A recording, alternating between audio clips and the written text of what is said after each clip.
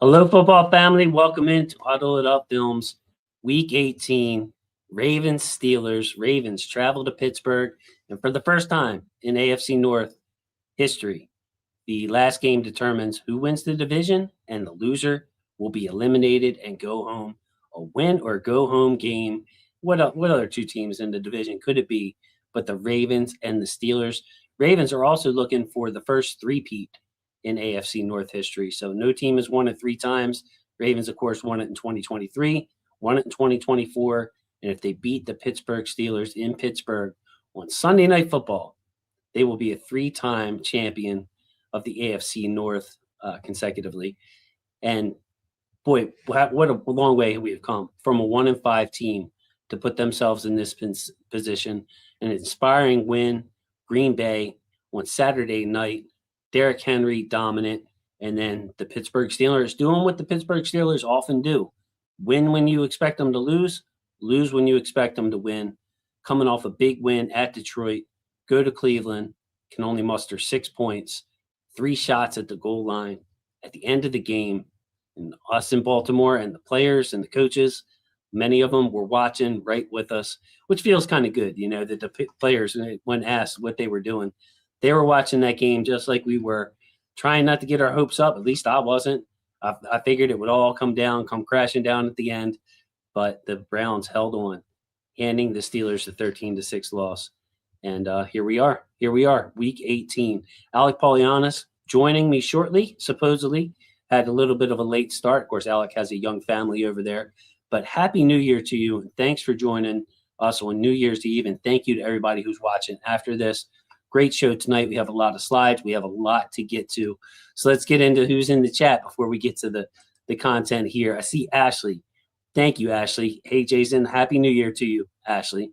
Got Mo. Hey, Mo, glad to follow you finally on Twitter. If you guys follow me on Twitter, send me a DM because I don't follow everybody back. I try not to see a lot of politics and basketball stuff.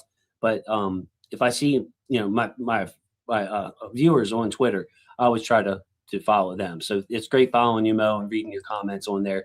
Dwiz, Happy New Year, man. Happy New Year. Thanks so much for all you do, Dwiz. It is great seeing you. Dario, Happy New Year to you. Good evening.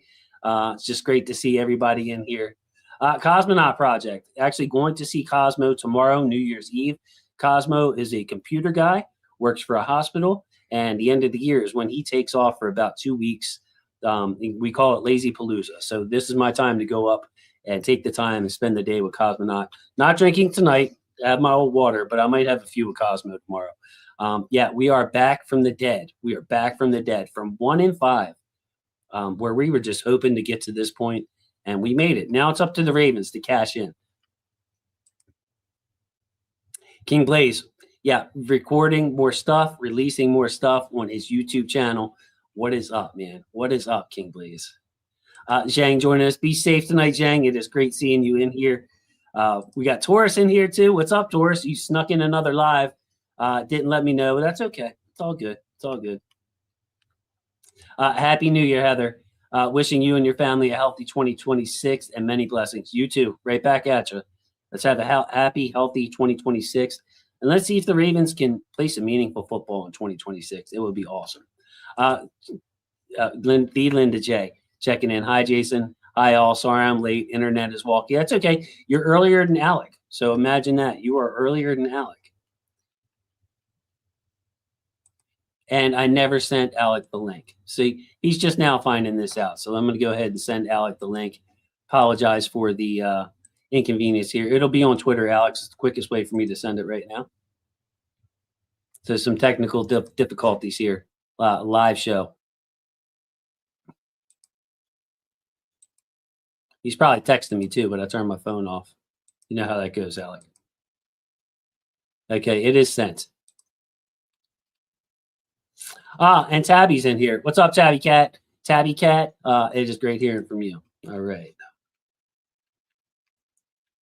Okay, let's get into the content. Last week, there's just no other way to put it. And here comes Alec just in time. Alec, first of all, how are you doing? How are you doing? Happy New Year to you, man. Hey, man. Happy New Year. Doing great. That was why I was late. I was actually at my cousin's, and they were playing, and they were dancing. And then I was like, we gotta go, man. I'm like, it's getting tight on time. Brother Jay's waiting for me. The people are waiting for me. I don't need him to get any more super chats just because I'm missing. So happy to be here, man. Happy to have you. So we're to jump right in, Alex. We got a bunch of slides to get to. Last week, though, buddy, how beautiful was this? The carry chart for King Henry. How many men in the NFL can handle 36 carries? He goes for 216, 4 touchdowns, almost 100 rush yards over expected. You see the two longer runs there. You see all the successful runs, only one red line tackle for loss there. It was just a beautiful brand of Ravens football to have this O-line dominate coming up really 3 weeks in a row. 3 weeks in a row, this O-line has dominated. The last time we had a little bit of problems running the ball was against Pittsburgh. Keaton was the main back on that in that game. But yeah, what a great sign to finally get King Henry. Legendary season, legendary career for him. Yeah, dude, he was taking up the career touchdown charts with all those touchdowns. He probably not this year, but next will get like top 5 overall. Definitely for running backs, maybe even all time with Jerry Rice leading the way. But yeah, it's just nuts. Like Ashley's saying in the chat, he takes care of his body so well. He's just the most in shape guy on the field. It's crazy. He doesn't play video games. He's not up late. Look at you. I'm kidding. No one on the team's doing that. It's fine. But yeah, he's just a monster. He's one of one, dude. It's so cool to have him on the team. I remember him ruin our season in 19, and now he's helping us hopefully ruin other people's seasons. It's funny, like the nickname King Henry. It's always been an appropriate name, but now that he's in Baltimore and he puts up performances like this, it's really an appropriate name for him. He's just on a different level than anybody else. He is a unique player. In my lifetime, I haven't quite seen a player like him. It doesn't, it's not to say he's the best. Adrian Peterson, awesome. Marshall Faulk, LaDainian Tomlinson. There have been some great backs, even back in the day, Walter Payton, backs that I've seen. But no one quite like Derrick Henry with the long speed and the power and the durability. 36 carries in today's game is insane. I know it gets on Cosmonauts' nerves that they're running back by committee these days, and somebody gets 20 carries. It's a heavy workload. 36 carries for King Henry. Yeah, it's unheard of. It was a career high for him, and he's been around for a while, right? So he's been a part of like the older NFL as well. I don't think we want to do this every week, obviously, but look, man, if it's what it takes to get to the championship, you do it. That's right. That's right. And I never for one moment thought, man, we're going to wear him out. We're going to hurt him. Like Ashley was saying, he's just a different breed when it comes to being in shape and a different size. And he wears on the 11 guys that are trying to tackle him. It's 1 versus 11. It's like the guys that were trying to tackle him, they were a little bit worn out. Henry looked fresh. Yeah, I mean, it's 36 carries, but maybe only 20 competitive ones. The other 16, they just let him run for touchdowns, Like they were like, we're done. We can't do this. So, yeah, dude, it's impressive. I mean, look how many of those suckers are like 10 yards. It's crazy. Yeah, and a lot of like after contact running guys over the classic stiff arm he had in that one. It was just a beautiful performance. Someone else that has done us proud, Tyler Snoop Huntley. You see the throw chart there, an extremely efficient today. But something I wanted to touch on was all this national talk. And, you heard former football players say it. That's why I never say, if somebody has to say, hey, I played football, I know. Usually you're about to hear the most insane off take that you've ever heard, saying that they would roll with Tyler Huntley instead of Lamar. Look at this chart, Alec. We did not complete a pass that went downfield more than 10 yards. And that's the Lamar Jackson effect. So, Tyler Huntley, perfect for a backup. He's going to have a long career in this league. Reminds me a lot of Tyrod Taylor. Smart, takes care of the ball, doesn't take a lot of chances, for better or worse. You want him to take more chances, if anything, has the mobility.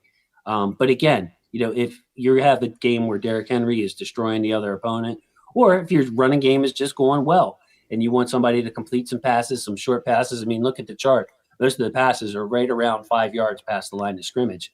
Tyler can do that for you. In this game against Pittsburgh, and if we advance in the playoffs and play some other teams with some stout D lines, and we're not able to run the ball with that much success. You need Lamar Jackson. The two should have been 3-time MVP in this game. Lamar back practicing today in full, but shout out Snoop Huntley, Alec. Dude, he did what he needed to do, kept us on schedule. And yeah, I mean, without Snoop, I don't think we're in this playoff picture right now. Cooper Rush wasn't getting it done. And yeah, he's been huge. But don't get it twisted. If Lamar's available, we're using him. I overheard a conversation today out and about where someone's like, yeah, we should just roll with Tyler Huntley. And I didn't interject, but I was just like, man, I I won't say I told you in private, but I'm just like these people. Like, Yeah. I don't know I don't know what's going through their head. Like, I think unfortunately they're misguided that when he's in the game, we call a simpler offense. It's all about like, one read, ball out quick, scramble. And I think there's some of that could translate nicely for Lamar. Like, imagine Lamar running on some of those plays over Tyler Huntley. He might get more yards. But yeah, it's just a different game plan. And hopefully they've found their identity over the last week and are able to ride on this. It took 18 weeks, but here we are. Yeah, guys at the grocery store, people at the stadium. If you go to the games, you hear this kind of stuff all the time. Is one thing, but the former athletes and the people that have a platform, it's like, man, are you serious? Are you serious? Do you watch the Ravens at all? Yeah, I know, right? And again, Tyler is great. It's nothing to take away from Tyler, but Lamar Jackson is a different level quarterback.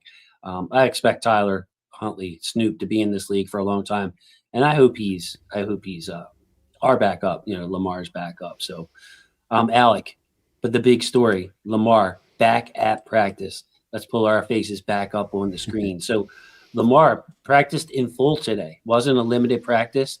I believe he hasn't practiced in full the entire week since week 10. Went back and looked that up after asking you today. So it's 8 weeks later, 2 months later, Lamar is back at practice. And, what I have to say about this is he started looking better with his whatever lower body injuries he was facing before he exited with that back / maybe kidney injury.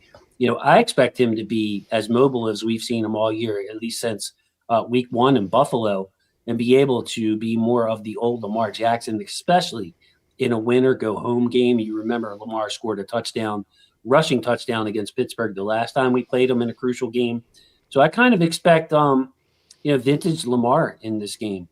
Maybe he wants to protect his back from getting hit so he doesn't hold the ball as long, but I have a feeling games on the line, we're going to see more of Lamar's mobility when he needs it. I hope so. We noticed, what game was that? It wasn't one of the games where he got hurt, but it was like the Cincy game.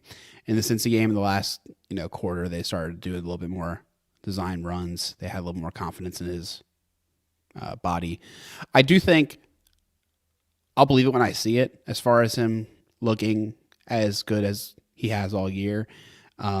Just because, he was really hurt from that back injury. Like, I don't know how that might impact him, if he might tweak it. But like you said, I agree with you. The lower back or the lower leg injury that he was dealing with seemed to have gone a lot better. So all we can do is hope. All we can do is hope that he'll be able to at least run better than Huntley, and with his arm, that'll be pretty dangerous. Yeah, and it's going to be on the receivers to win in this game too, and to hold on to the ball. That's one of the concerns I have with this team overall. It's just the hands and the ball security of guys like Zay Flowers and Mark Andrews. Now, John brings this up. To see John's comment and to skim through it here, and it's relevant to Lamar back at practice. He says someone asked Harbs if Lamar will be wearing the flak jacket or an additional form of protection. He really didn't answer, said whatever Lamar wants to do is what he'll do, essentially. Yes. And John, of course, he was seen with that jacket on at practice today, hence the question.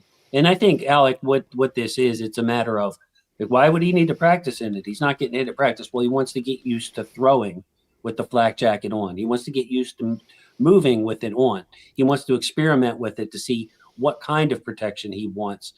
So, him wearing it during the week, I think, is a good sign. It's how do I want to play it? How does it feel? We want to be extra cautious, especially if it's a back hit. Like, he's not going to aggravate it unless he gets hit. If it's a deep bruise, he's not going to aggravate it unless he gets hit.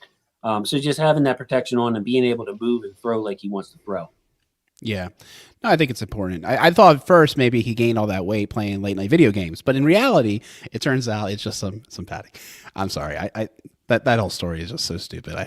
I'm sorry to continue referencing it. Yeah. So it makes me mad. It makes me mad. So I know you're doing it on purpose. I know. I'm sorry. I'll cut it out. No funny. See, that's why you didn't have me on that one week. You were like too much funny business. The media getting on Lamar and saying, "Look over here, Lamar Jackson." Really got to. Yeah. I'm telling you, man. JH, he has that guy in his back pocket. But anyways, I do think, like you mentioned, it's similar to like a cold weather game, right? If he's going to wear a glove on his throwing hand, which he hasn't really done, but if you would practice with that, you would get used to it. So it's just something like that. And I think it's a good point. They're not doing contact anymore in practice. That's what Harbaugh said at one of the media events earlier in the week or whatever. So he's not going to get hurt or re-aggravated in practice that way. It's going to happen in a game. But, he has to figure out what it feels like to give a little give a juke or whatever in that extra protection. I mean, he's got to be comfortable. I don't know if those of you that play basketball out there played a lot of basketball as a kid, and no matter how cold it was, I really didn't like sleeves. I couldn't wear a sweatshirt.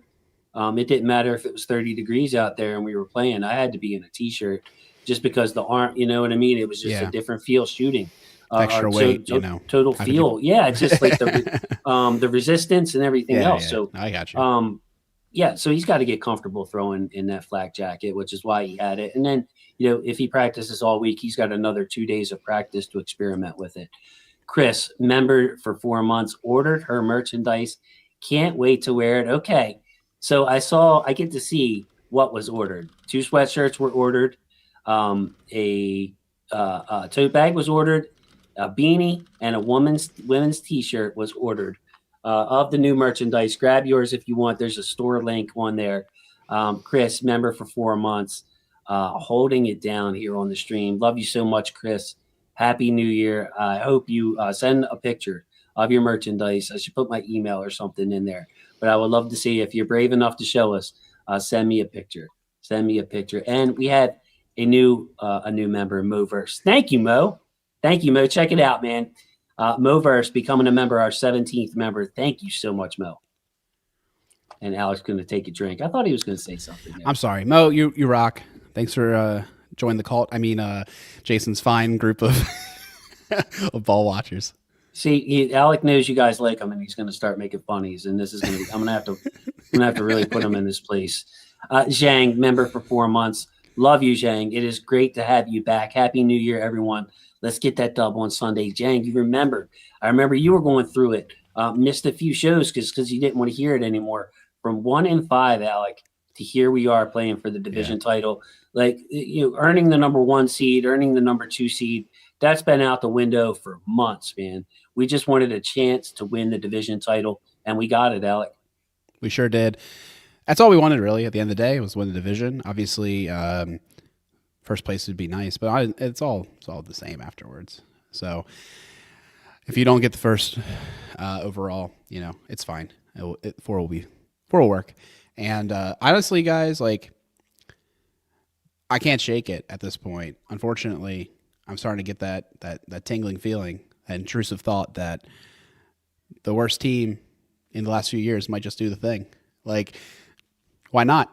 Why not us? I've been saying it for a while. Like, I've been saying it all year. Like, there's no reason to think they can't just get hot. Like, the team there's a reason they were the favorites at the beginning of the year. They have the talent. They have all these Pro Bowlers. Lamar Jackson wasn't even a Pro Bowler, and they still had a tie for the league max of 6. So, I mean, they got players. So it's just a matter of see what happens. Get hot, figure out your identity. Don't turn the ball over. Don't turn the ball over. Don't turn the ball over. And you probably win. Number 1, 2, and 3 for sure.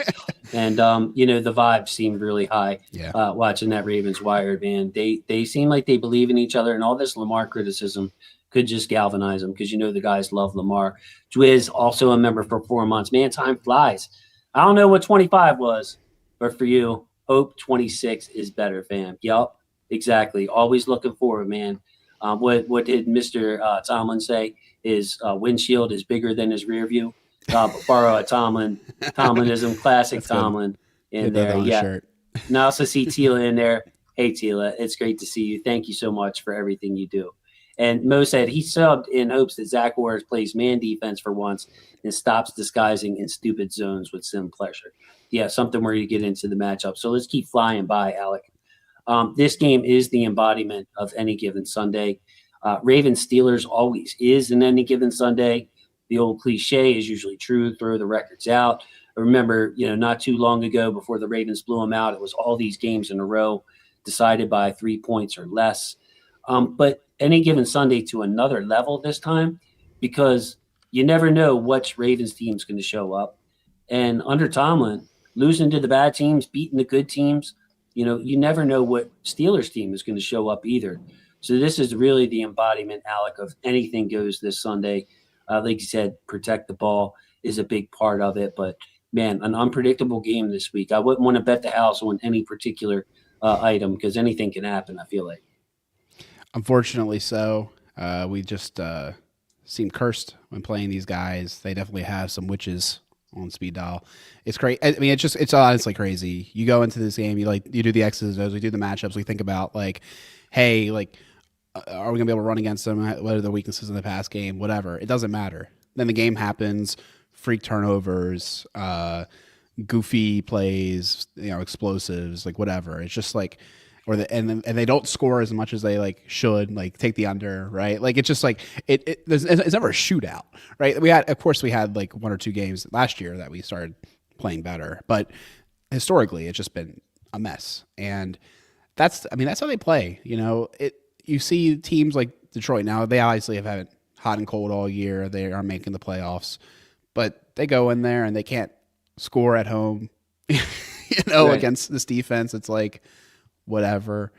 This Ravens team losing at home, winning on the road. Remember last time we played the Steelers, they had gone like a month without a pass over 20 yards. Yeah. And it's bombs away to DK Metcalf and Calvin Austin down the sideline. You just never know. Well, the familiarity. Yeah, man. And even watching the Browns game with, suspense. Aaron Rodgers can't do anything all game. They get the ball back with a minute left. Who knows what smelling salts he whiffed on. And like suddenly he's seeing the Matrix, it gets down the field. He had like 2 drives like that all game where he like was under a time crunch and like did things.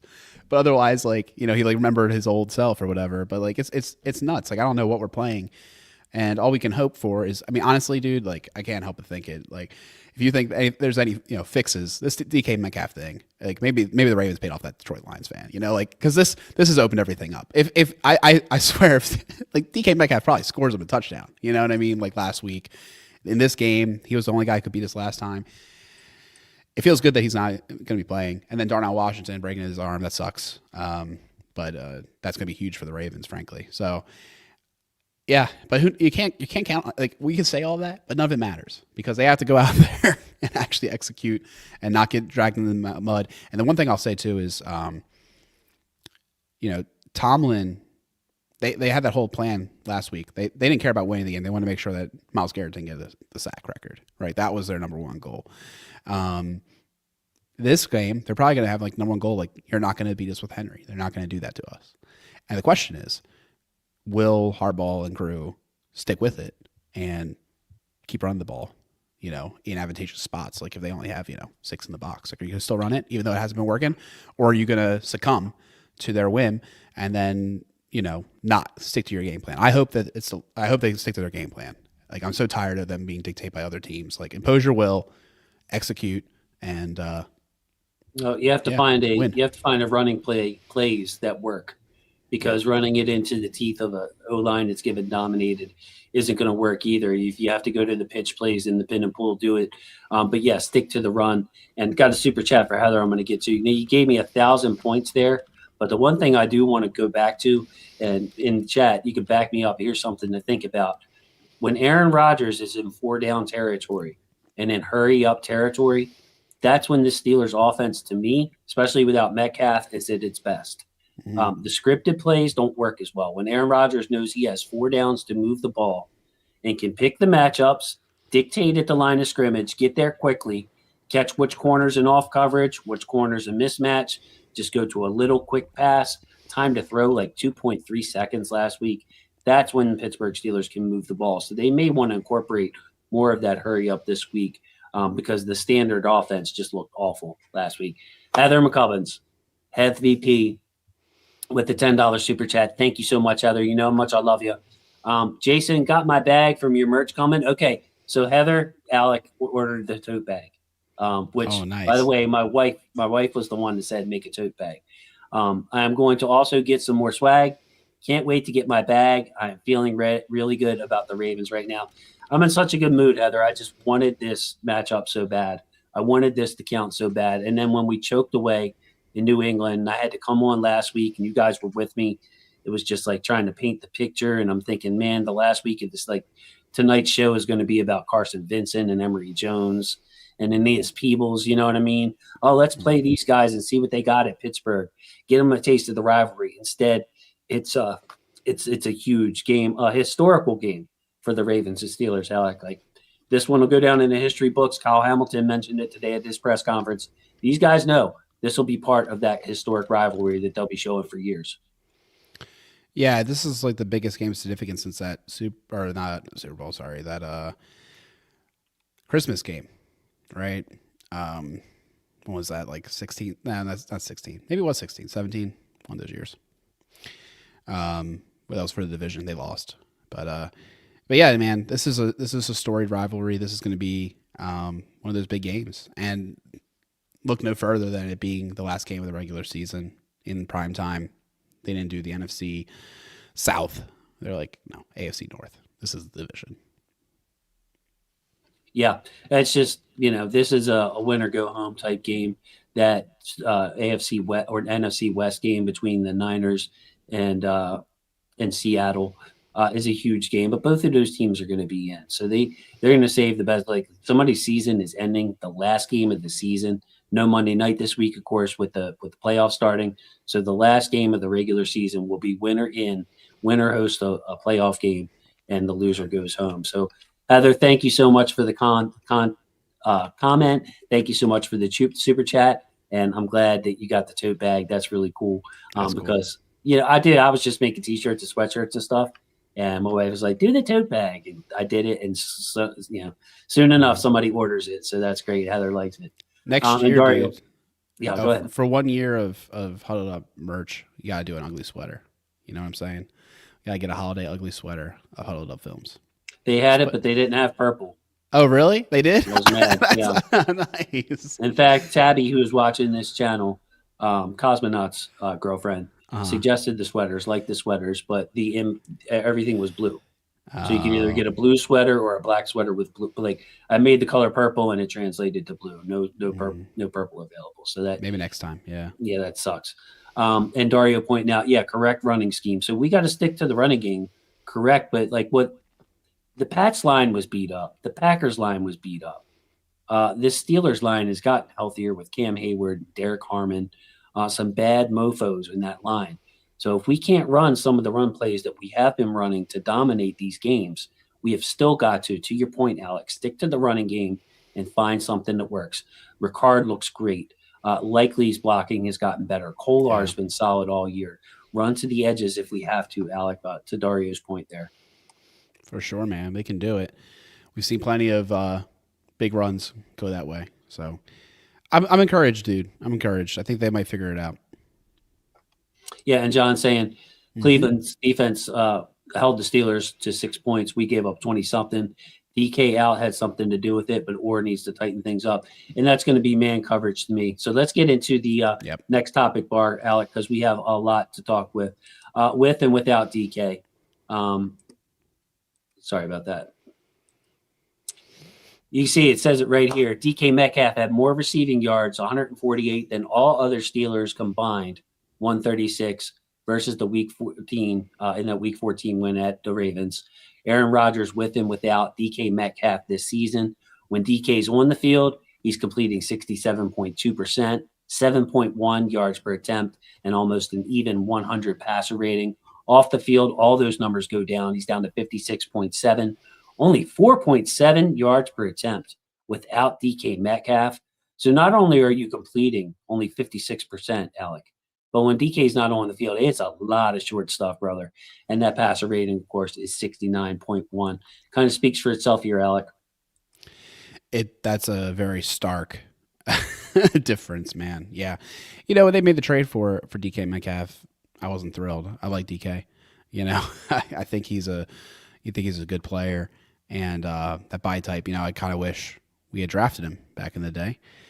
We liked him a lot coming out, but yeah, I mean he gives you that explosive element down the sideline. He's big and he's fast, and I mean 4.7 yards per attempt just isn't going to get it done with that completion percentage. The expected yards there is like what, 2.5, barely. Yeah, That's not going to cut it. I mean, it kind of cuts it, I guess, technically, but it's barely in 4-down football, and we know that they don't want to go for it. So that's just nuts. And like also the passer rating, everything about it, it's such a big difference. But then you look at it, and it's not surprising. You got like they just added Thielen, and he's getting all these snaps. He was cut. I mean, granted, like he wanted to get cut and all that good stuff, but he's a shell of his former self. Austin's like not good enough by himself, right? He's a nice extra piece, but he's not going to lead a passing attack. And they're going to have to lean on their tight ends, Freiermuth, this game. We'll see. We'll see how that works out for him. So, Alec, here's the big talking point here for me, is that Cleveland is one of the most heavy man-to-man defenses in the league. So Cleveland gets home with their front four. Obviously, Myles Garrett and company, Mason Graham provide a lot of pressure. And Greg Newsome at the cornerback position had a dominant game. Denzel Ward had a dominant game. So with Adam Thielen, Scotty Miller, Calvin Austin, Marquez Valdez-Scantling as the receivers for the Pittsburgh Steelers, Cleveland did not show them any respect. They manned up. They played them one-on-one and just were able to send some blitzes, but basically it was one-on-one. Will the Ravens do that is my question. And, with Zach Orr, Dean Pease' heavy influence, at times his defenses are way too safe for the zone. Marlon Humphrey, he's had an off season, a bad season. He's got the interceptions, but he's gotten burned a lot. He should be able to cover Adam Thielen, though. He should be able to cover Scotty Miller. Nate Wiggins, up and down, but he should be able to cover Calvin Austin.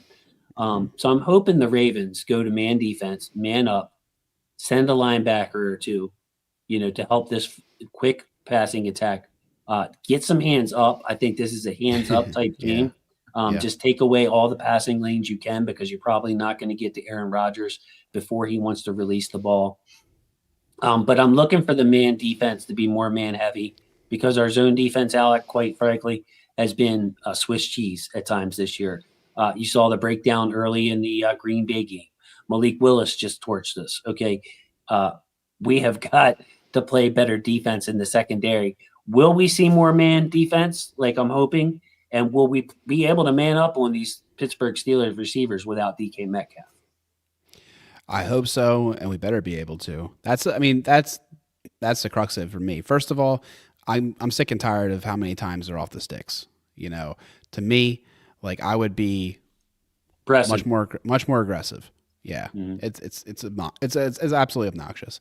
Like, yeah, it drives me nuts. Like I like keeping things in front of us, not giving up the big plays, but be disrespectful. Like say to them, we don't believe that you can beat us with these wide receivers, because they shouldn't be able to. We go into the season talking about all these first round picks, all these all pros, all these great people in our secondary, and like we don't flex the muscle. So then, like, what good are they, right? It's malpractice. They're keeping the Ferraris in first gear. I'm a big believer in defensive variance. Like Ken McHugh talks about this all the time. But like to me, I want to generate big plays on defense. I want to be able to get past deflections, interceptions. I would be willing to let up a first down because they were aggressive. Like for instance, when our Darius was a step before that, like could have been pick or that, thing. I rather lose that way than lose, sitting back at the sticks and then, getting 1 yard shorter, or getting 1 yard extra or whatever. Or they're going for it because they got the yardage. Like, we're making it too easy. Now, granted, like, he doesn't like going for it on fourth down, but the way they play defense is like they're tempting them to go for it because they get into like 3rd and 2s all the time, Right. because like the way they play. And they're like hoping that they'll get an incompletion on 3rd down. And then like, oh, they're going to punt it because that's what the people do. And it's just not like, I don't like it. Yeah. So I hope they do a lot more press. These guys should not scare you. If you lose, it's like playing press against them. Like, you don't deserve the playoffs. You're not going to get anywhere anyways. Like, so be it. That's the way I feel. And to add to that, Alec, we have a veteran quarterback in Aaron Rodgers that we're facing. So again, you play off coverage. He wants to get rid of the ball quickly. If you're playing 8 yards off, Nate Wiggins running a 4-2 something against Adam Thielen, it just makes no sense, brother. Like, you've got plenty of speed. Go up, press him, challenge him, and like Alex saying, depend on your DBs. Make Scotty Miller execute. You know what I mean? Make Marquez Valdez-Scantling execute. Make Calvin Austin execute time and time again against this defense and see if they can do it. Without DK, he's to tell there's a dearth. What's the word of talent? There's just not a lot of talent dearth. there. Yeah, Dearth of talent. Yeah. So the last thing I want to bring up here before we start digging in even further to the injury report and all, you mentioned his name earlier. More Ardarius, question mark. Now, yeah. I'm calling for more Ardarius. This is a run and hit game with Aaron Rodgers getting the ball out quickly, with all these short throws to the tight ends, all these short throws to the sideline. This is an Ardarius Washington game, way more than it is in the Louis Gilman game. And for me, Alec, if Ardarius would have come back and he looked a little hobbled or a little tentative or didn't quite look like the old Ardarius Washington, now I'd be like, hey, let's keep sprinkling him in like we have been. But Ardarius looks in shape. Ardarius looks aggressive. Ardarius looks the same old Ardarius. In a game like this against the Steelers, I want to see more Ardarius, less Alohi Gilman out there. Are you with me or are you with me? I'm always with you, man. Yeah, no, we're in lockstep here. I appreciate Alohi for helping get Hamilton where he needed to go. But, originally they had Ardarius in their plans, and then he got hurt. It's time to bring him back. It's time.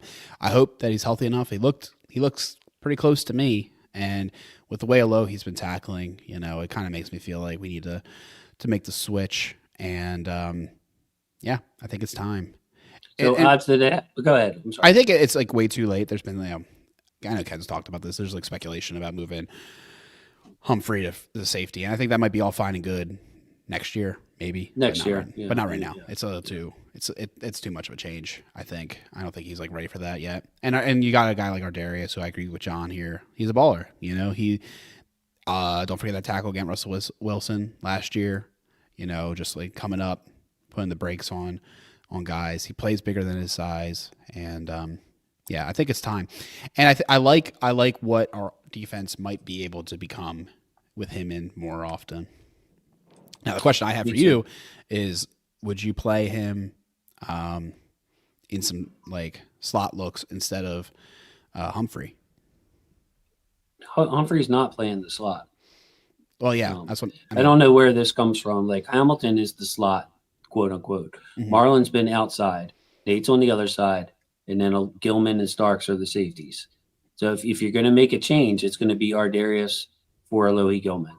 No, I agree. Yeah. And if Marlon's going to come out, it would be Awuzie. Awuzie should play more. My thing with this is I put it at less than a 50% chance that this happens because of my lack of confidence in the coaches doing the right thing. Like, the right thing to me, obviously, is, look, if Marlon, first sign of Marlon struggling, get his ass out of there, put Awuzie in here. We can't play anymore. We can't play games anymore. And looking at this game with the short passes, it's time to give Ardarius Washington a full look. Do I think that'll happen? No, because I don't think highly of this coaching staff's decision-making. If there's a wrong decision to be made, they seem to make it. And we've well documented on this show. So apologize for the language there, and apologize for being snarky to Alec. It is not at Alec. It is at the coaching staff. So yeah. Kyle's your slot joker. He's going to move around the line of scrimmage. When we go to dime defense, Kyle is the dime linebacker, and that's when we have seen Ardarius move into the slot, and they're playing Gilman and Ardarius at the same time. But Ardarius needs to come in more than just dime defense in the series here or there. He should be the starting safety, in my opinion. So, yeah. Love it. All right. So let's get to injury report. Alec knows my style, bro. He knows I love him. I just get mad with the coaching staff sometimes. Good, man. So, hey, the moral of this story real quick is the Steelers are pretty healthy. Tomlin on Tuesday, by the way, said he has some levels of optimism for all these guys, Calvin Austin, Brandon Eccles, James Pierre, Isaac Seumalo, and TJ Watt. They all missed the Browns game. Tomlin said, quote, there's some levels of optimism for them all. Sure enough, they all practiced today, Alec. The one I think that needs to be talked about, though, is TJ Watt. He, had a dry needling treatment that punctured his lung at the facility. So the team did it to him, bro. Punctured his lung. He had to have a quote-unquote minor surgery on his lung. I don't think any surgery on your lung is minor. He was practicing in a limited fashion last week. He is back to practicing this week, again in a limited fashion. Don't see him on the list, but he was on there practicing. Is he at the bottom where the where the ticker is? There he is. Yeah, limited practice again. So yeah. My opinion, just to give first, to kick it to you, I think TJ Watt will be active. He will play in this game, but he will only play like half the snaps every other series. I can't see him going from punctured lung to playing like TJ Watt's normal snap share, which is like 70% of the time. Back in the day, it was close to 100% of the time. I think TJ is going to be limited to like maybe every other series at most. What do you think? Does he play, and how much does he play, if so? I think he plays, and I think it is going to be less than his normal amount of snaps, but it wouldn't shock me if things are getting off the rails, they kind of like throw caution to the wind and see like what they're going to get with him. But I think it might start off a little bit slower for TJ, coming in high leverage downs, passing situations. But yeah, definitely, I think he'll play. I don't, they know what this game is about. It's a postseason game for all intents and purposes. So we've been saying that for weeks. Oh, this is it's like the postseason. It's like the postseason. This is the only true like a postseason game, because one team is not playing anymore after this. So yeah, we definitely, I think we'll see all these guys who, if they have a shot, will go in. And maybe they get knocked out early, whatever, aggravate. But they aren't going to mess around, particularly because I think if I were the Pittsburgh Steelers, I would know that I'm like outclassed, right? Like, let's be real. Like, I don't think they think without some of these guys they have much of a shot. I think that they know they need everything they can get this game. Yeah, this is where I want the perfect segue to bring it up. Tomlin has referred to this too. Basically saying that TJ Watt, he said this twice. I watched both press conferences last week and this week, saying the TJ Watt situation is not being handled like an injury. I forget what the term is, like a medical procedure, incident. Medical incident or something. Meaning that, like what you're talking about, if you can go, strap it up and go. I agree with you for Calvin Austin, Eccles, and all those guys. But with TJ Watt, I don't think it's Watt's decision. And I don't think it's Tomlin's decision. I think it's a medical doctor safety issue with the way that Tomlin's been phrasing this. But that being said, if he practices in full, it's worth it. If he practices in full, I think he's clear to practice full. He will play, is what I'm trying to say. And people in the comments pointing out, John saying he'd probably get winded fast. I agree. And yes, Roger Rosengarten has done an excellent job versus TJ Watt. Now, for the Ravens, I saw Jang ask about D-Hop, not injury related. They're just resting the old dominant legs of DeAndre Hopkins. Bateman is sick, did not practice with an illness. Kyle Van Noy, the only injured Raven to not practice with a quad. Of course, he is up there in age as well, so maybe it's more of a rest day / we'll list the injury in case it gets worse. But both of these teams are pretty healthy. The big omission, of course, is DK Metcalf on the Steelers side. And man, the Ravens still don't have Madubuike. He would tear the Steelers up. You look at his highlights from last year; he was all over the Steelers. So that really sucks. That really sucks, Alec. It does. I hope we get some news on that one way or the other in the off season. I imagine we will. Q, I'm sorry, man. I try to make this thing as blown up as it can be, but yeah, this is the best shot of the injury report I can. Too many jokers are hurt. Too many jokers are hurt, Q. And on top of it, it looks like everybody's going to play at some point. That's the summation of it. Yeah. So I want to look at this box score, Alec, from last game, and let you take it away as I update some graphics. Again, just to enforce the gravity of DK Metcalf missing this game, look at DK Metcalf's production to the rest of the receivers. 12 targets for DK. The running back Gainwell had 7. The running back Warren had 3. Tight end Freiermuth had 2. And then there's Calvin Austin with 2, excuse me. And Ben Skoranek had 1. There were a couple other receivers that had 1 target. But 12 for DK Metcalf, and he is going to miss this game. Deep shot, 7 catches for 148 on us, Alec. Yeah. 66% of the non-check down throws in this offense were to DK Metcalf. Right. Think about that for a second. Ben Skoranek, Rams legend, he's a guy. Yeah, I mean, it's pretty dire straits over there when it comes to game production outside of Metcalf.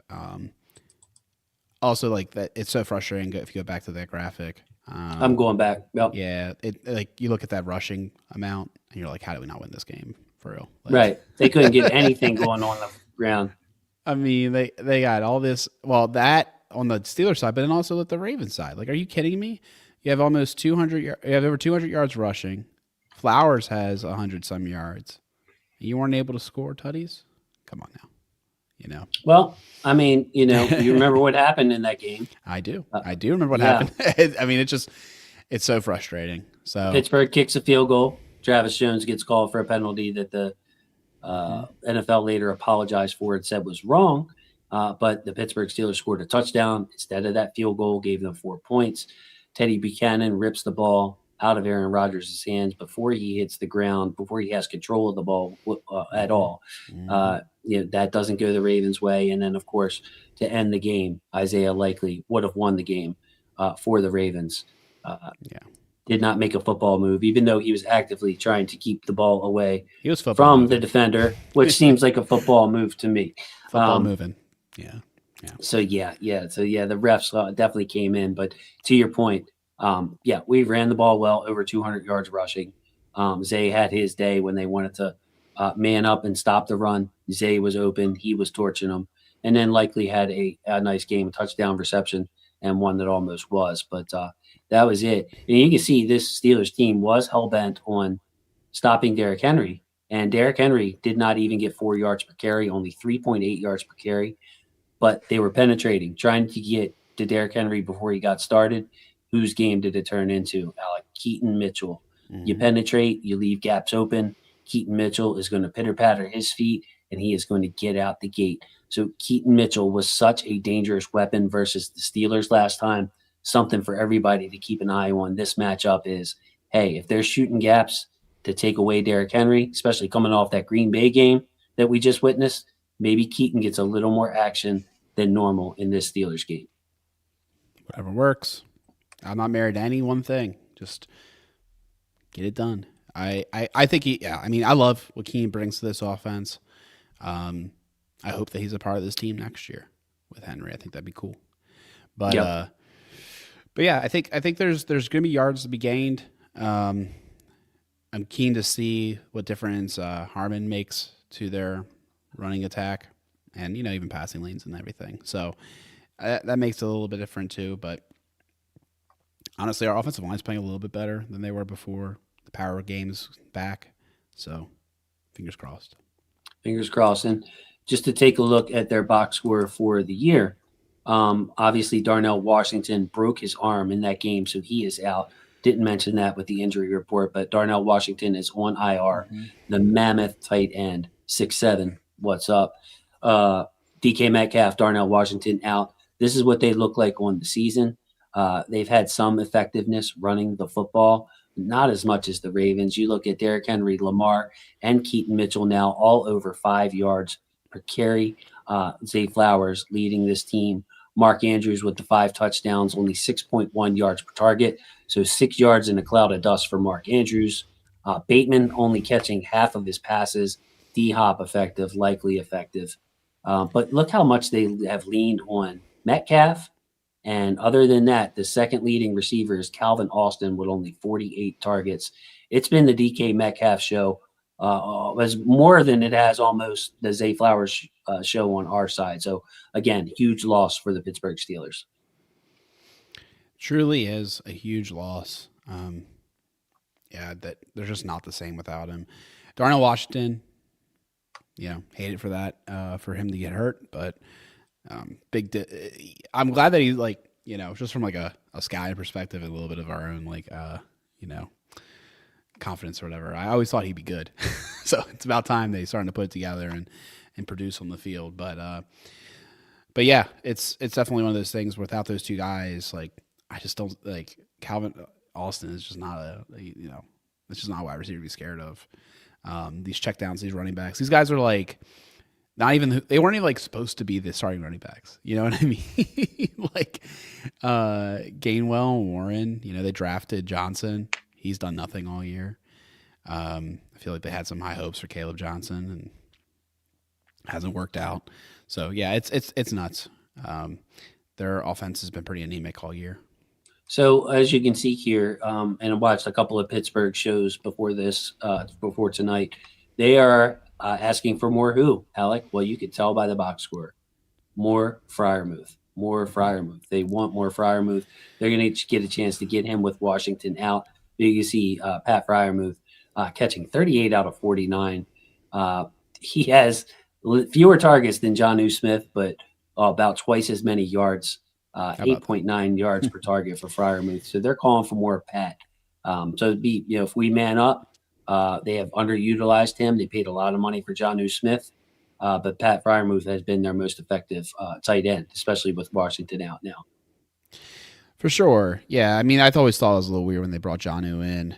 That was kind of, I felt like wasn't that just tacked on in that trade? He wasn't even initially reported. It was Ramsey for Fitzpatrick again, right? Yeah, it was Ramsey for Fitzpatrick, and then a few minutes later, a half hour later or whatever, and Jonnu Smith's also coming along for the ride. Right. It was not initially reported. It was almost like they edited it, They're I forgot to send that in the text. We want Jonnu too. Is that cool? But yeah, that definitely it doesn't make too much sense to me. I think Freiermuth, it was kind of the weird thing. Freiermuth was looking like he might be one of those guys, and then they pivoted away from him. And he was a second round pick. Freiermuth is a good player, and he was starting to make that production. Usually, tight end takes a little bit of time.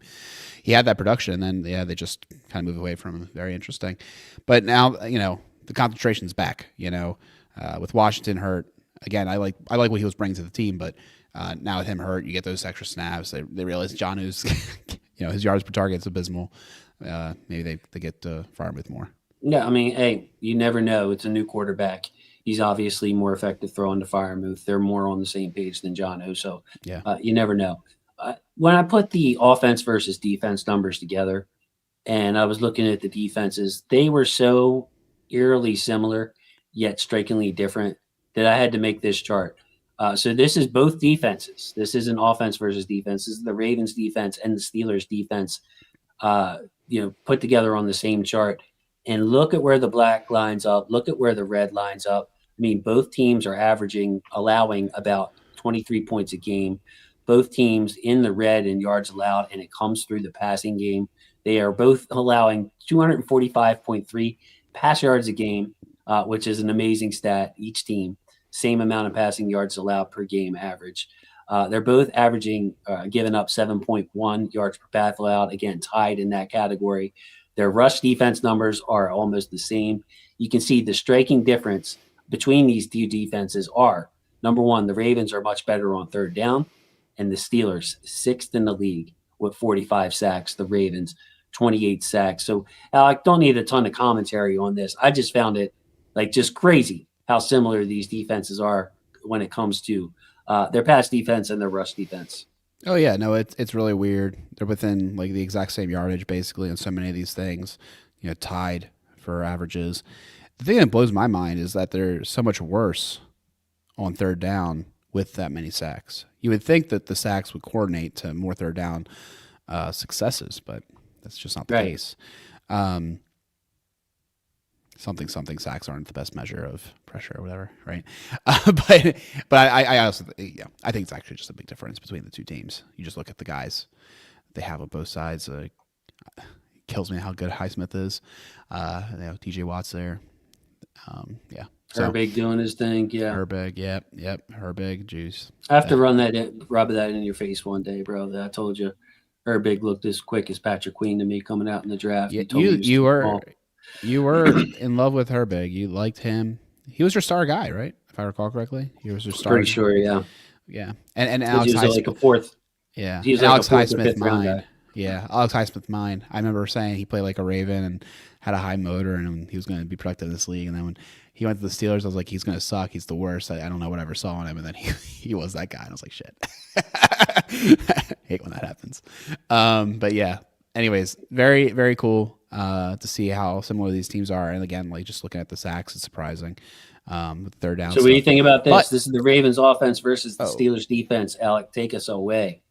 I just want to say real quick too, it's kind of crazy to me that both these teams, at least from the Ravens' perspective, let up so many rushing yards because it feels like they just don't.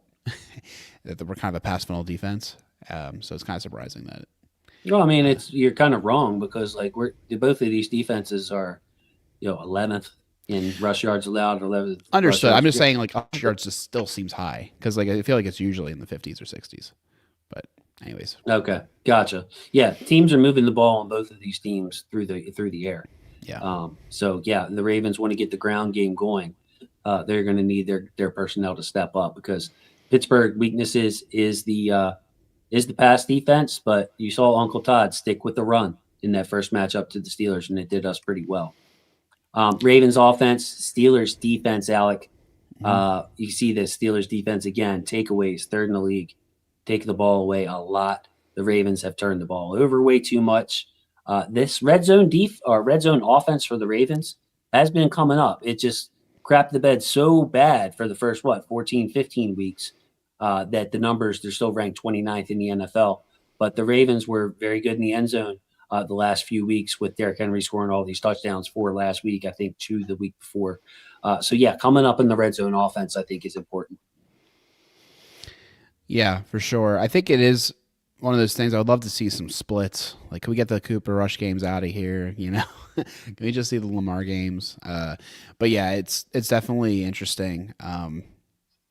Seeing the red zone percentage being so low, it does feel like they're getting a little bit better there, and also just the passing yards so low. I mean, granted we're number 1 in rushing yards, but it feels like we should be getting a few more yards in the passing game too. Yeah.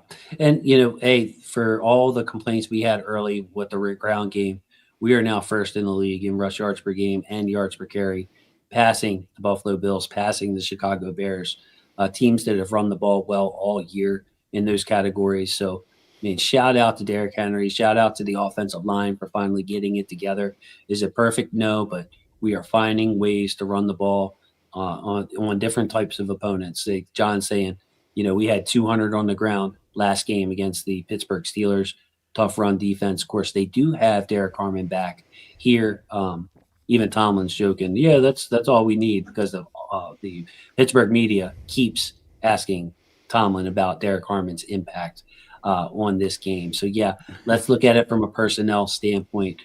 To me, Alec, sometimes I get fancy with these things and really in depth.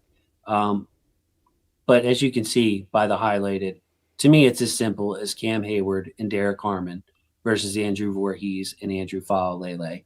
The Ravens have the advantage in this matchup, offense versus defense. Pittsburgh's got a good defense. If the Ravens take care of the ball, which is the key to this game, they will be able to score on Pittsburgh.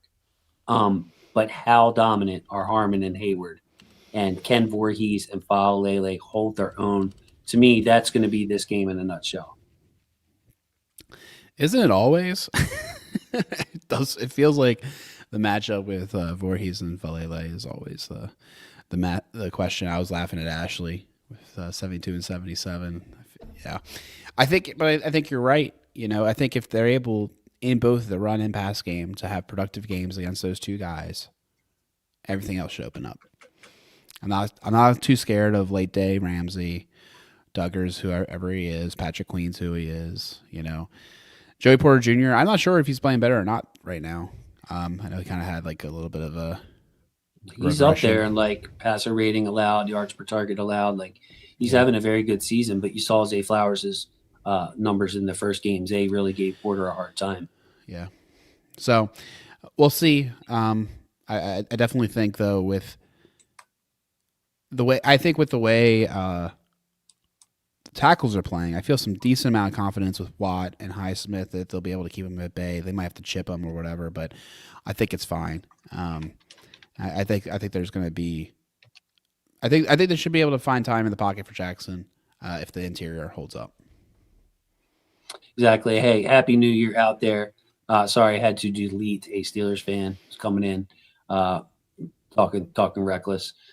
We love the football family of the other teams, but don't be coming in here talking smack on my stream, bro. You wouldn't say that to a Baltimore kid, and especially in the neighborhood I grew up on, or most of the people in here. So watch yourself, watch your mouth. Anyway, Happy New Year to Mr. James is what I wanted to say. Love you, Mr. James. So yeah, just gonna go ahead. Bots be tripping, as Torres says. Yeah. I didn't even see what the messages were. Dang. Yeah, I'm glad you didn't, man. I just deleted them, bro. I ain't got time for all that. There's fans that come in here. I love when other fans of other teams come in here and talk, but you ain't just going to spam this chat with that kind of stuff. You wouldn't say it to my face. You wouldn't say it to I know Q's face, Twizz's face. You wouldn't say it to Chris's damn face. Chris slapped the you know what out of you, Alec. I know that. So yeah, don't be coming in here talking crazy and trying to ruin a good stream. We're trying to talk ball, Alec. I want to get back to it though. You're like, I feel like every game comes down to bro. This is a different level of game. Those are two potential Pro Bowl players that we're looking to get at. This isn't. They could kick our ass and ruin this offensive game for the Ravens. So I'm looking for a lot of play action in this game. Ricard looks great. This is not just a normal opponent. This is an opponent with weaknesses everywhere. I would like to see Pat Ricard out there. If we have to run on the edge, Alec, pitch the ball, let's do it. We have to go Keaton Mitchell, let's do it. Play action also. We saw a lot of Patrick Queen in our lives, Alec. We saw a lot of Peyton Wilson in college. Fast, aggressive linebackers. Get those guys attacking the line of scrimmage and throw it behind them with Zay Flowers. Play action, play action, play action is what I'm saying here, my friend. I love it. Yeah, make him bite, make him come up. Excuse me. Maybe have Jackson eyes on Andrews as he crosses the middle, and then whoop, right over top to Flowers. I like that. Yeah. So what other matchups stick out to you, Alex? Sorry, I got a little distracted by the smack talk there. You're good. You're good. Brandon Eccles, James Pierre, both coming back from injury. I was going to say Eccles on whoever's in the slot. I think that's an interesting matchup to see how. Hopefully, man. Likely he's been turning it on a little bit in the pass or in the blocking game. I feel like. I hope yes. And he had. We don't have to relitigate what happened last time, but I think he might be able to have a game. I think he might be able to have a game. He might be starting to come on. The foot's starting to feel better. Who knows? But I like that matchup. By the way, if any of these guys get hurt, they moved Jalen Ramsey to nickel in the slot, and they had Chuck Clark come in the game. So next man up for the Pittsburgh Steelers is probably Chuck Clark. We saw that last week with Eccles out, Ramsey playing the slot, Chuck Clark making plays. Looking like the old Chuck Clark. I always like Chuck. Tough guy, tough guy. Not the most athletically gifted, but in the right spot and doesn't play games. I also want to give a shout out to Tez Walker. Devontae would not be surprised if we take a shot to him this game, especially with Bateman battling an illness, missing practice, D-Hop getting a rest day. Tez Walker doing a really nice job on that big Derrick Henry run. Nice little crackback block on the inside linebacker. and making plays on special teams. Tylan Wallace deactivated, Alec, in favor of Devontae Walker. Yeah. That means he's doing the dirty work on special teams as well. A deep shot to Tez might change this game because we're not getting down the field a whole heck of a lot. Zay Flowers is obviously our deep threat. Off year for Bateman. Where is he? Maybe Devontae gets a shot in this game. Yes. I agree with all that. I love that you brought it up because I think it's saying something on multiple levels that Tylen's out. I like Tylen. I love that he has like one of the best smiles on the team. He's a dirty work player. He does great on special teams, blocked his butt off, had some, effective moments running routes. But at the end of the day, the tools that Tez has are just better, right? Yeah. Tez adds something more to your offense. But the fact of the matter is Tez worked on his craft to be able to fill in those voids that are still important aspects to a football team on special teams and in blocking. And I really applaud him for taking those steps in his development. And I'm really excited to see what he might be able to do if given more of an opportunity. It's tough, right? Look at the Orioles, right? They got Pete Alonso. They didn't want to wait for the young talent to develop, right? Like with Mayo or whatever, and they're just like, okay, we're gonna plug this hole with this guy, and it's kind of similar, right? They get an All Pro, going to be a Hall of Famer, and Hopkins, and he's been getting a lot of those snaps, and rightfully so, right? But I kind of want to see what these younger guys can do too, because I think that speed and some of the things that he's able to do with his route running and his physicality, he could be a weapon. So if Bate has like the worst flu ever, I feel like a little better about who we have at wide receiver to be able to spell and fill in those gaps.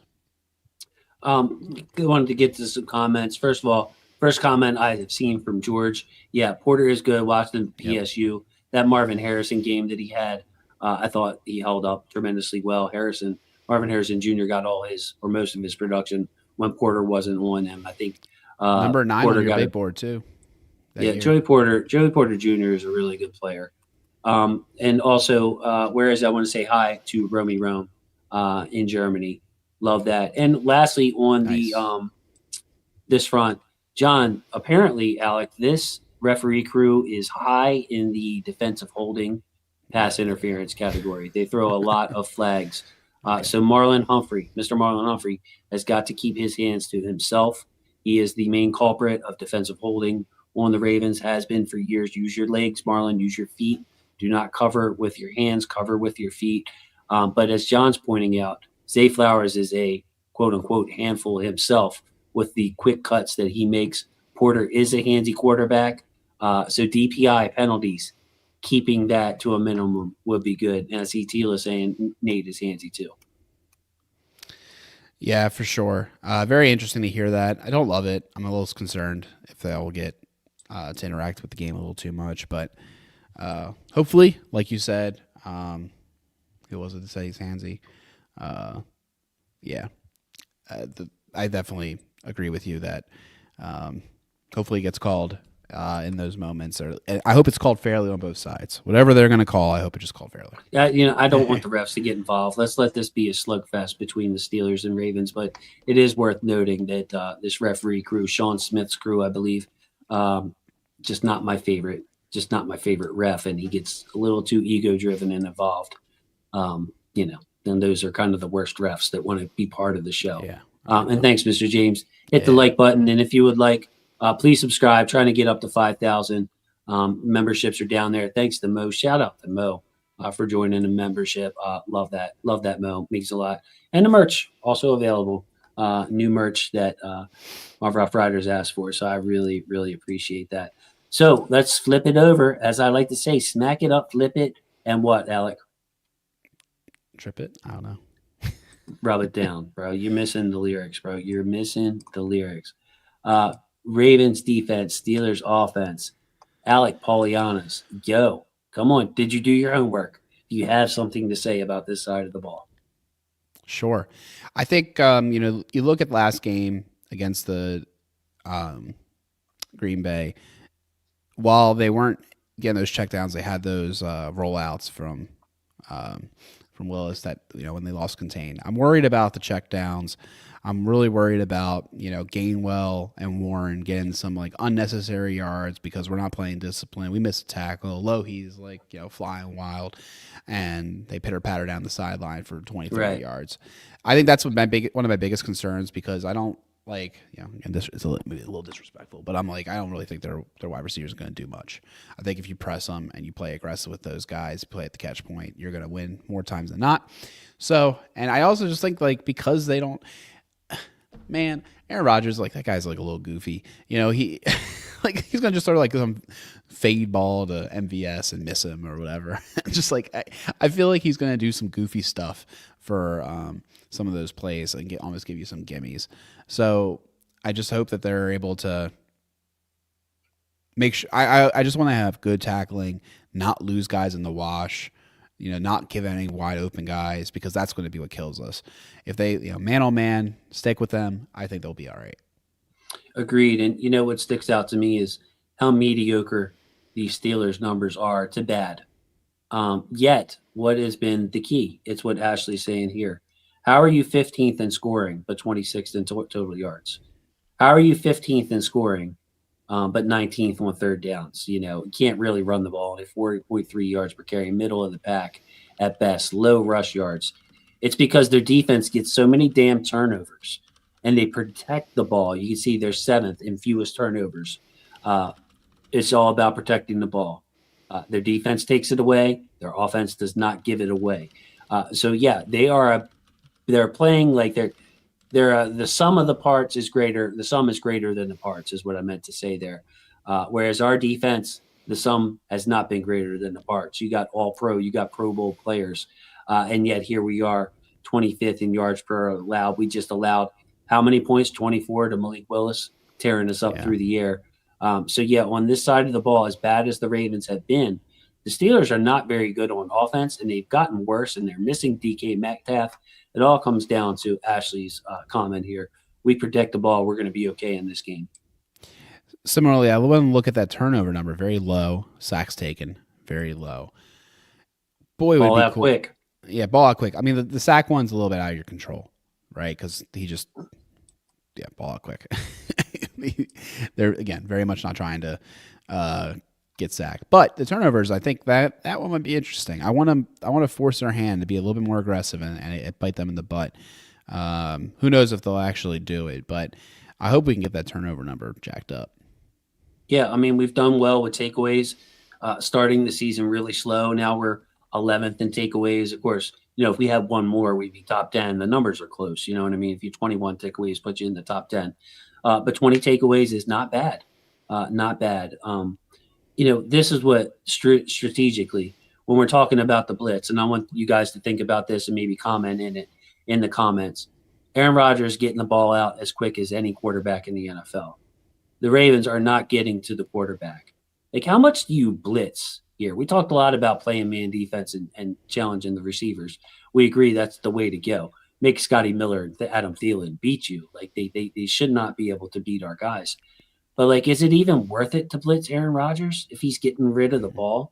Do you play this kind of like, do you even come after him, or are you eyes on the quarterback and hands up type of thing? And I think that also film study comes into play here. So if they, for instance, have a bunch formation to the right and you're doing your film study and you're saying, hey, a high percentage of the time they're going to throw to this part of the field, do you hands up to that side and take off like a bat out of hell on the other side, knowing that they're going to go to this side a high percentage of the time when they're lined up in this formation?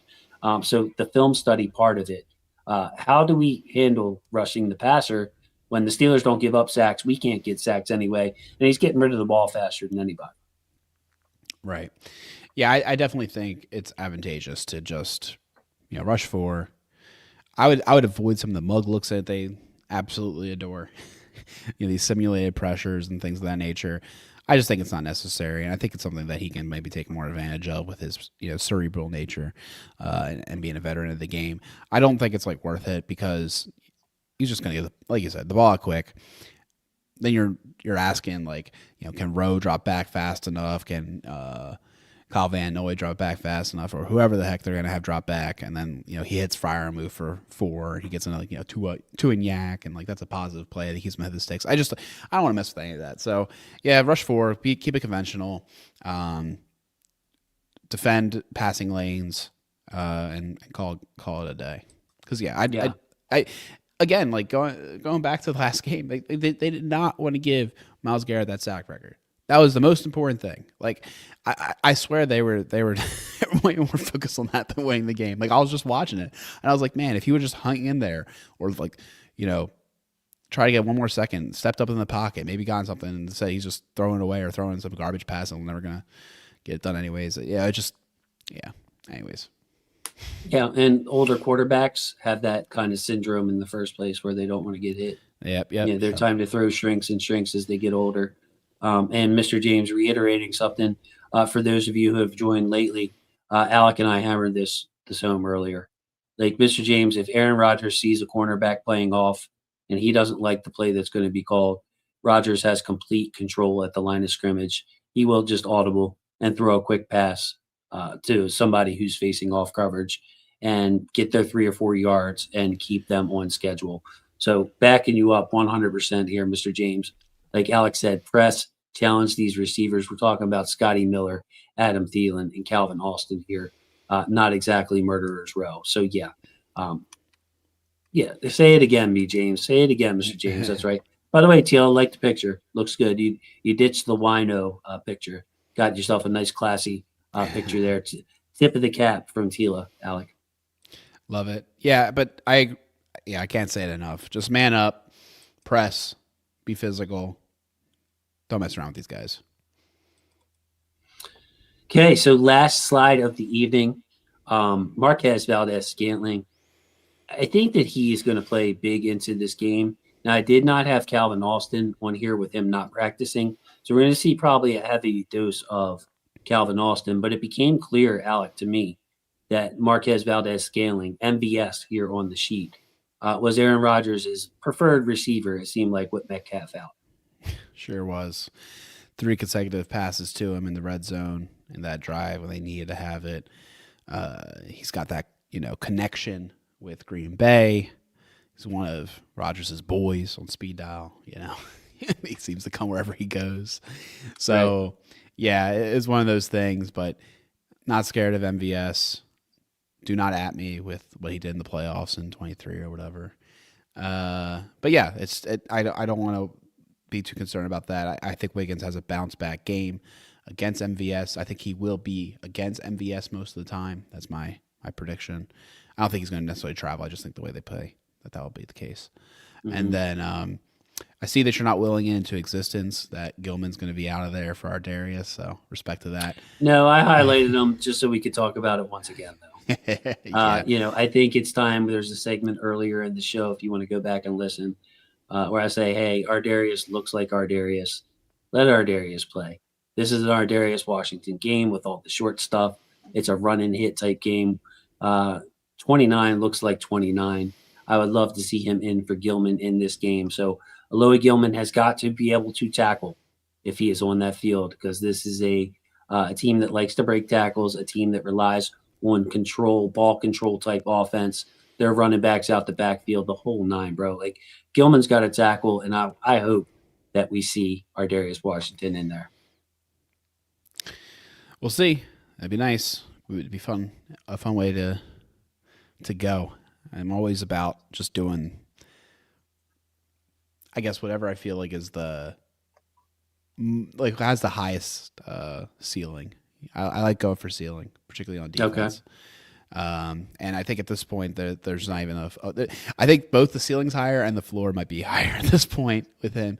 So I want to see that shift be made. But so go ahead. Oh, no, you're good. What's up? No, I wanted to talk about Travis Jones.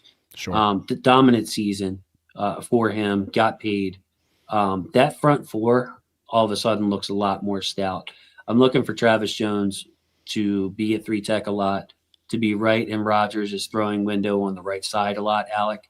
And I'm going to need him to bat down a pass or 2 in this game. And I'm going to need him to walk Mason McCormick back into the quarterback. if they dare to not double team him. He has got to walk Mason McCormick back into the quarterback. Love it. Yeah, Travis has been playing great. Got the extensions, doing great work. Another guy I want to kind of shout out, maybe highlight, in my own brain, is Robinson.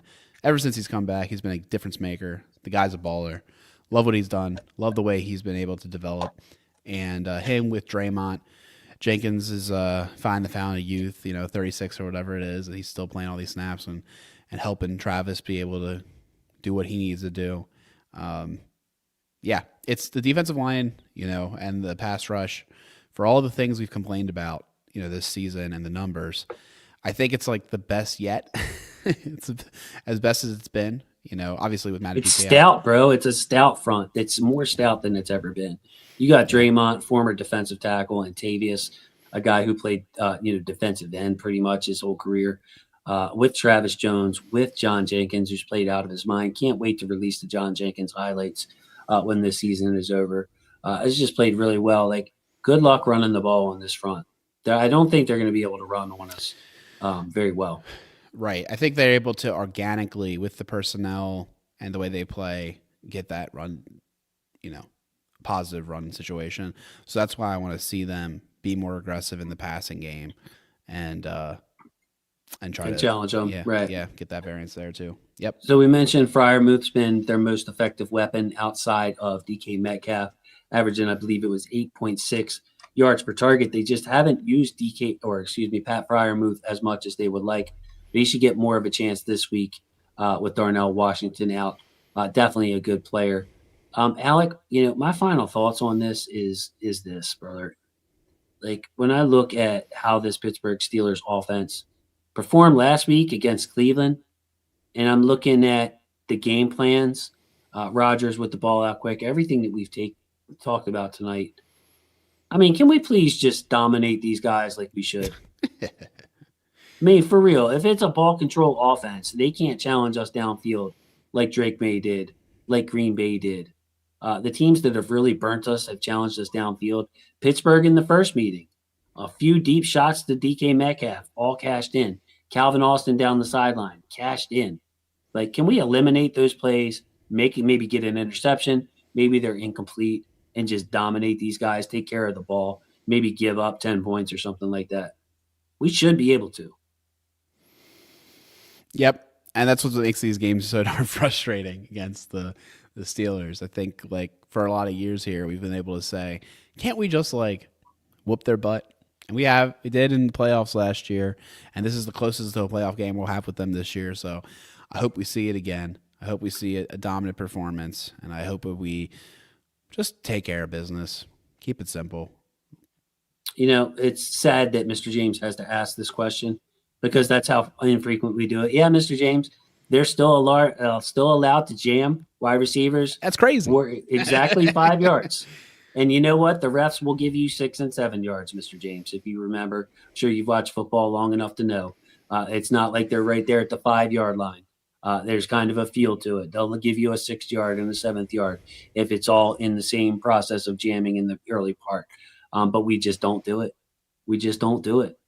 And like Heather's saying, she was watching a breakdown, or has Nate and Mario playing too far off their man, which is causing them to get beat. Yeah, it's too soft. Our zone defenses have been soft.